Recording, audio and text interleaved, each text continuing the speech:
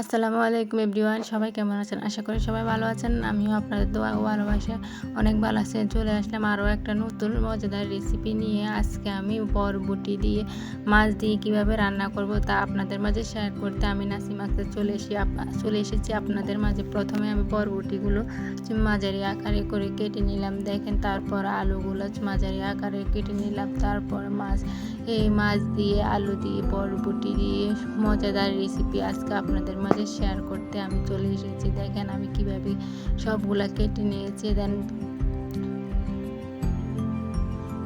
এভাবে কেটে নেবেন আপনারাও আমার মতো। তারপরে একটা চুলায় একটা কড়াই বসিয়ে দিলাম, তার মধ্যে পরিমাণ মতো কিছু তেল দিয়ে দিলাম, সয়াবিন তেল দিয়ে দিলাম। তারপরে এখানে পেঁয়াজ কুচিকে অ্যাড করে দিলাম। দেখেন পেঁয়াজ কুচিগুলো তেলের মধ্যে দিয়ে কিছুক্ষণ ভেজে নেব। তারপরে এখানে রসুন বাটা দিয়ে দেব। দেখেন রসুন বাটা দিয়ে দিলাম একটু পরিমাণ মতো। তারপরে কিছুক্ষণ রসুন বাটা তেল পেঁয়াজের সাথে ভেজে নেব। তারপরে পরিমাণ মতো হলুদের গুঁড়ো মরিচের গুঁড়ো দিয়ে দেব। সবগুলা দিয়ে এখন আবার একটু তেলের সাথে ভেজে নেব সবগুলা।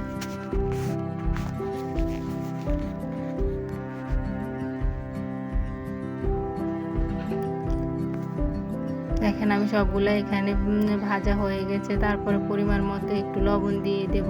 তারপরে একটু পানি দিয়ে ভালো করে সবগুলা মিশিয়ে নিয়ে একটু ভেজে নেব।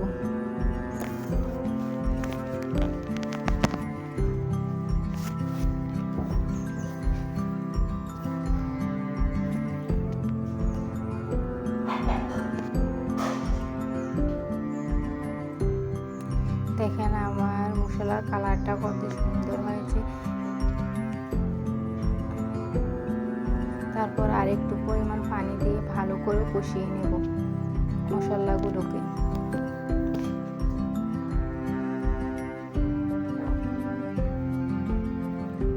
কিছুক্ষণ কষিয়ে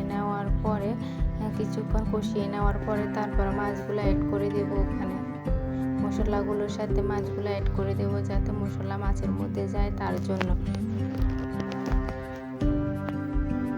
মাছগুলো একটু ভালো করে এপাশ ওপাশ করে দিয়ে তারপরে একটা ঢাকনা দিয়ে কিছুক্ষণ রেখে দেব। আমার মাছগুলো হয়ে গেছে, তাই মাছগুলো একটা কড়াইতে তুলে নিলাম।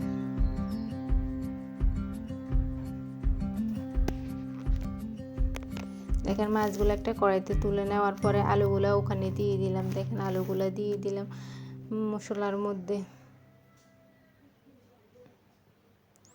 তারপরে বরবটিগুলো ওখানে দিয়ে দেব যাতে ভালো করে এই পানির সাথে ভালো করে সিদ্ধ হয়ে যায়, তার জন্য।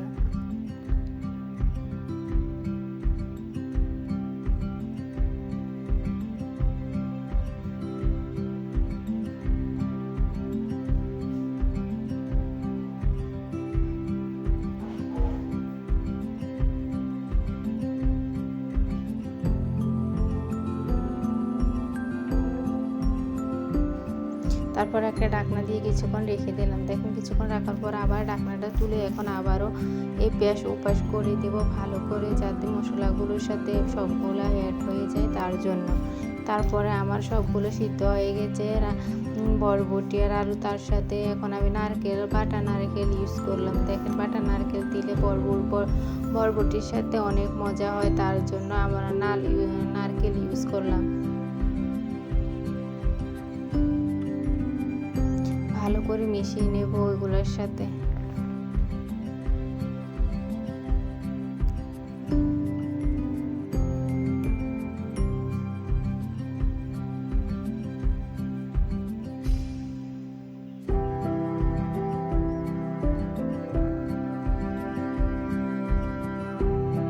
তারপর একটা ঢাকনা দিয়ে কিছুক্ষণ রেখে দেব যাতে ভালো করে সবগুলো সিদ্ধ হয়ে যায়। এর জন্য এখন আমার সবগুলো সিদ্ধ হয়ে গেছে, তা দেখেন আপনারা। আবারও ঢাকনা তুলে নিয়ে এখন পরিমাণ মতো পানি দিয়ে দেব যাতে সবগুলো আরও ভালো করে সিদ্ধ হয়ে যায়, তার জন্য। পানি দেওয়া শেষ হয়ে গেল পরিমাণ মতো। এখন ভালো করে আবারও এপাশ ওপাশ করে দেব সবগুলোকে।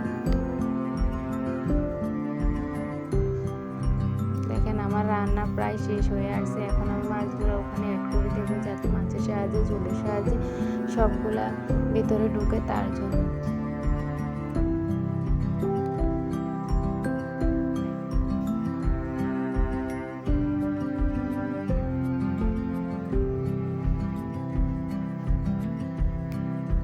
দেখেন আমার রান্না প্রায় শেষ চলে আসছে, আমার রান্না প্রায় হয়ে গেছে।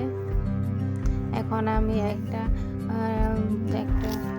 পাতিলে সবগুলো রান্না তুলে নিলাম। দেখেন আমার রান্না প্রায় হয়ে গেছে। অসাধারণ সুস্বাদু এই রান্নাটা যদি আপনাদের ভালো লাগে আমার এই রেসিপিটা, তাহলে অবশ্যই লাইক, কমেন্ট, শেয়ার, সাবস্ক্রাইব করে আমার পাশে থাকবেন নিত্য নতুন রেসিপি দেখার জন্য। দেখেন আমার রান্নাটা হয়ে গেছে, অসাধারণ হয়েছে আমার রান্নাটা। কালারটাও মাশাআল্লাহ অনেক সুন্দর হয়েছে আমার এই বরবটি রান্নার রেসিপিটা। যদি আমার এই রেসিপিটা আপনাদের ভালো লাগে, তাহলে অবশ্যই আমার পাশে থাকবেন নিত্য নতুন রেসিপি দেখার জন্য। এভাবে আমাকে সবাই সাপোর্ট করবেন। সবাই ভালো থাকবেন। আসসালামু আলাইকুম। আবারও আপনাদের মাঝে আসবো আমি নতুন আরেকটা রেসিপি নিয়ে।